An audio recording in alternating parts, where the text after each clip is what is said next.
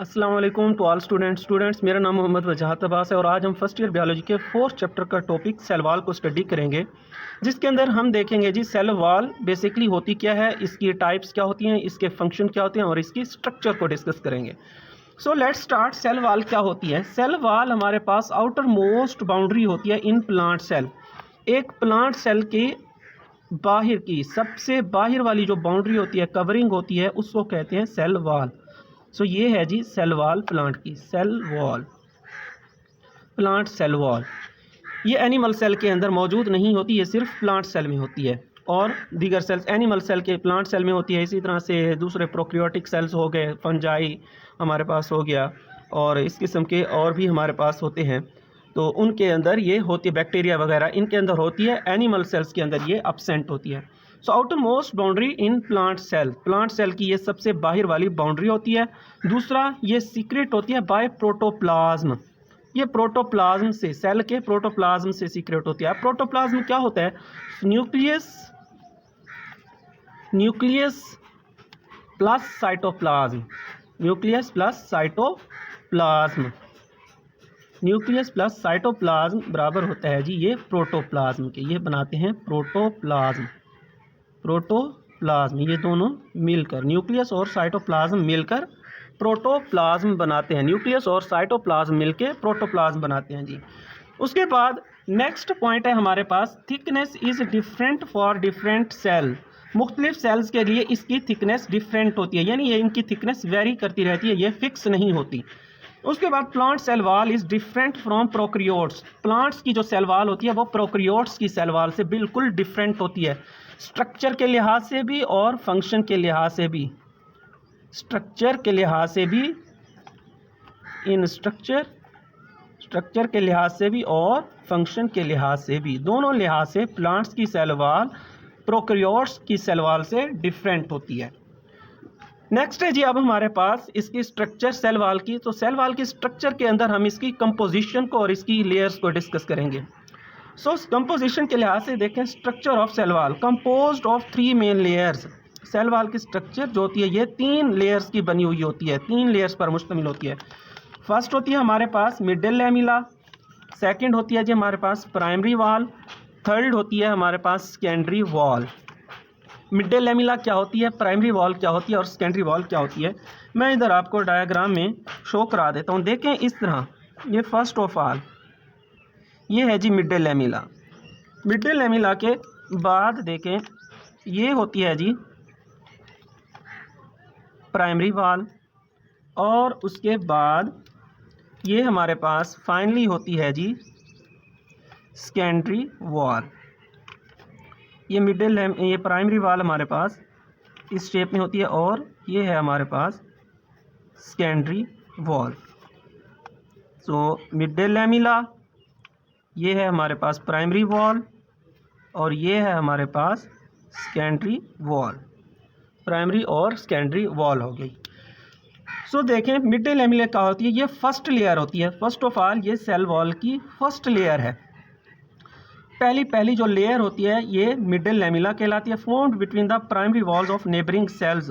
दो जुड़वा सेल्स के दरमियान, दो जुड़वा सेल्स की प्राइमरी वॉल्स के दरमियान में ये मौजूद होती है। आप देखें ना, ये 2 सेल्स के लिए एक ही होती है। सांझी आप देखें, ये है एक सेल, ये एक सेल है और यहाँ पे ये इसका साइटोप्लाज्म है, ये इसका सेल के अंदर न्यूज समझ लीजिए, बल्कि यहाँ पे ये सेल मेम्ब्रेन और उसके ये सेल मेम्ब्रेन है इसके बाद, और उसके बाद ये अंदर साइटोप्लाज्म है। सो हमारे पास इधर से अब दूसरा सेल, क्योंकि सेल के साथ सेल जुड़ा हुआ होता है, तो इसके इधर भी ये देखें, ये प्राइमरी वॉल, ये मिडल लैमिला, उसके ऊपर ये प्राइमरी वॉल और उसके बाद इसके नीचे अब ये आ जाएगी सेकेंडरी वॉल। इसी तरह से इसकी दूसरी साइड से आप देखेंगे तो ये सेकेंडरी वॉल के ऊपर आ जाएगी प्राइमरी के ऊपर आ जाएगी मिडल लैमिला, फिर आगे नेक्स्ट आ जाएगा, फिर प्राइमरी वॉल, फिर सेकेंडरी और फिर प्राइमरी और फिर सेकेंडरी और उसके बाद साइटोप्लाज्म। इसी तरह से चलता जाता है। ये सेल्स होते हैं जो जुड़े हुए होते हैं। तो ये है हमारे पास जो इनकी प्राइमरी वॉल देखें, ये सॉरी मिडल लैमिला, इसके ऊपर भी प्राइमरी वॉल है और इसके नीचे भी प्राइमरी वॉल ही है। सो ये 2 प्राइमरी वॉल्स के दरमियान में होती है, ये भी प्राइमरी और ये भी प्राइमरी दरमियान में मिड डे लैमेला, प्राइमरी और दरमियान में मिड डे लैमेला है।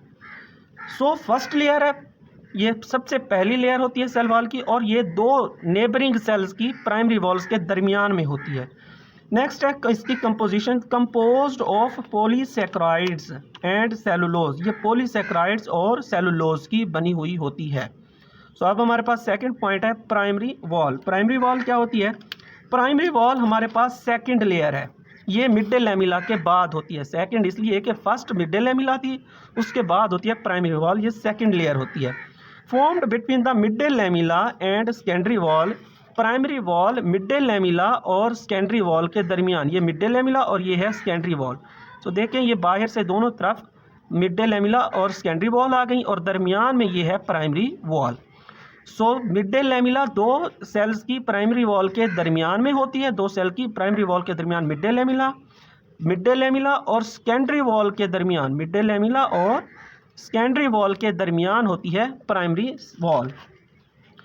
कंपोज्ड, उसके बाद प्राइमरी वॉल की composition, composed of cellulose and deposition of pectin and hemicellulose, ये सेलुलोज इसका मेन कंपोनेंट होता है, और इसके अलावा ये पैक्टिन और हेमी सेलुलोज के कुछ डिपोजिशन से भी बनी हुई होती है, ये भी यानी थोड़ी मिकदार में इसके अंदर मौजूद होते हैं, लेकिन इसका मेन कंपोनेंट है सेलुलोज प्राइमरी वॉल का।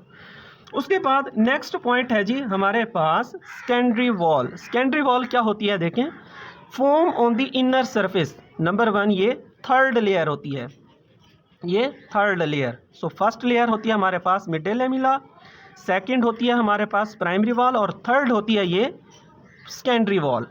उसके बाद फॉर्म ऑन इनर सरफेस, ये सबसे अंदरूनी सरफेस पर होती है, यानी इसके बाद सेल मेम्ब्रेन होगी, अगर सेल मेम्ब्रेन के बाद साइटोप्लाज्म होगा, क्योंकि सेल मेम्ब्रेन हमेशा सेल वॉल, जहाँ भी सेल वॉल और सेल मेम्ब्रेन इकट्ठे होंगे तो सेल वॉल हमेशा बाहर होती है, आउटर मोस्ट कवरिंग होती है, सेल मेम्ब्रेन इसके नीचे होती है।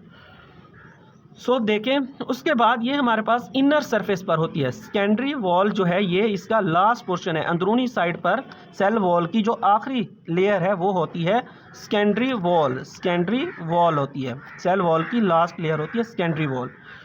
Form on the inner surface, उसके बाद comparatively thick and rigid than primary wall. तो देखें प्राइमरी वॉल का साइज भी मैंने इधर ये किया है, लेकिन सेकेंडरी वॉल उन दोनों से कंपैरेटिवली थिक भी है और रिजिड भी, आप देख लें इसका साइज़, ये प्राइमरी वॉल सेकेंडरी वॉल है, ये सेकेंडरी वॉल का साइज़ है, इसको मैं उन दोनों से डिफरेंट इसलिए कर रहा हूँ। सो ये वाला जितना भी है हमारे पास, ये मैंने बॉक्स शेप में जितनी भी बनाई है ये है हमारे पास सेकेंडरी वॉल। अब खुद देख लें प्राइमरी वॉल का भी देख लें, हमारे पास diameter secondary middle lamella का भी और प्राइमरी का भी, लेकिन सेकेंडरी का इन दोनों से ज़्यादा है, तो ये उन दोनों से प्राइमरी वॉल से कंपैरेटिवली थिक भी होती है और रिजिड यानी सख्त भी होती है, थिक मोटी, रिजिड सख्त होती है देन प्राइमरी वॉल्स। उसके बाद इसकी composition, composed of inorganic salts, silica, waxes, cutin and lignin ETC, यानी इनके अलावा और भी होते हैं।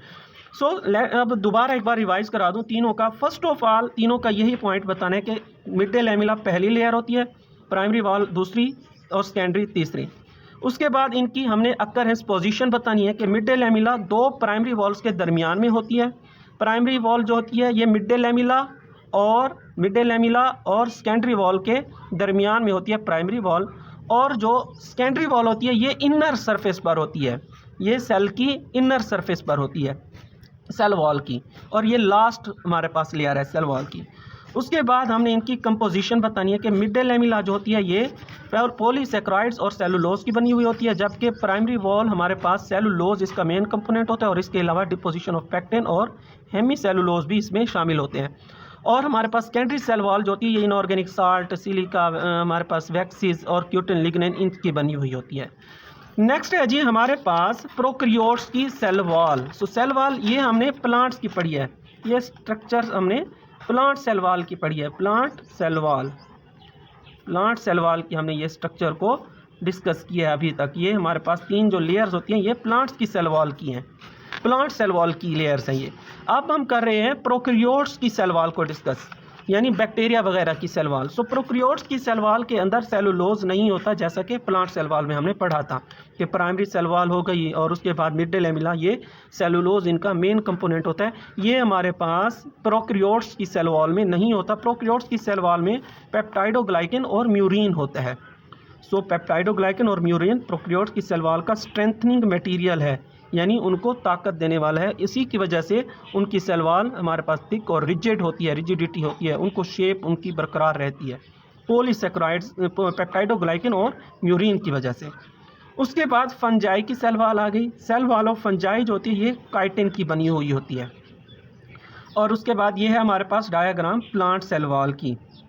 ये हमारे पास प्लांट सेल वॉल की डायग्राम है, फिग प्लांट सेल वॉल। सो वो हमने इनकी माइक्रोस्कोपिकली हमने बनाई है, ये फिग ऐसी होती है। और इसके अंदर फिर इसकी भी जब फर्दर हम माइक्रोस्कोपिक एग्जामिनेशन करते हैं इस सेल वॉल की, तो इसके अंदर सेलुलोज के मॉलिक्यूल, प्राइमरी सेल वॉल हो गई और उसके बाद मिड लेमिला जो होती है उसके अंदर सेलुलोज के मॉलिक्यूल, और इसी तरह से अगर हमारे उसके अंदर जो सेलुलोज के मॉलिक्यूल होते हैं ये इस तरह क्रिस क्रॉस शेप में अरेंज्ड होते हैं, इस सेलुलोज के मॉलिक्यूल। और क्रिस क्रॉस शेप के अलावा एक तो होती है cellulose molecules are arranged in criss cross, cellulose molecule are criss crossed, cellulose molecule जो होते हैं ये क्रिस क्रॉस शेप में होते हैं, क्रिस क्रॉस शेप में। और इसके अलावा राइट एंगल्ड भी होते हैं, राइट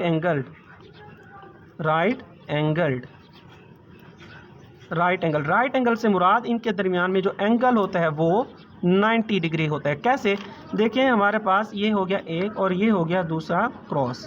सो यहाँ पे आप देखें एंगल जो है इधर ये 90 का बन रहा है, और इसी तरह से ये देखते जाएं, ये हमारे पास सारे क्रिस क्रॉस में आ गए और हर एक में एंगल जो है वो 90 का ही आ रहा है। सो उसके बाद हमारे पास सेल वॉल के फंक्शन है, अगला topic. Next point, cell wall के फंक्शन क्या होते हैं? इनका काम होता है सेल को डेफिनेट शेप देना और उसको रिजिड रखना, यानी उसकी रिजिडिटी बरकरार रखना, सेल को सख्त रखना। और उसके बाद डोंट एक्ट एज बैरियर, ये बैरियर के तौर पर काम नहीं करता। बैरियर के तौर पर कैसे? बैरियर से मुराद क्या होता है?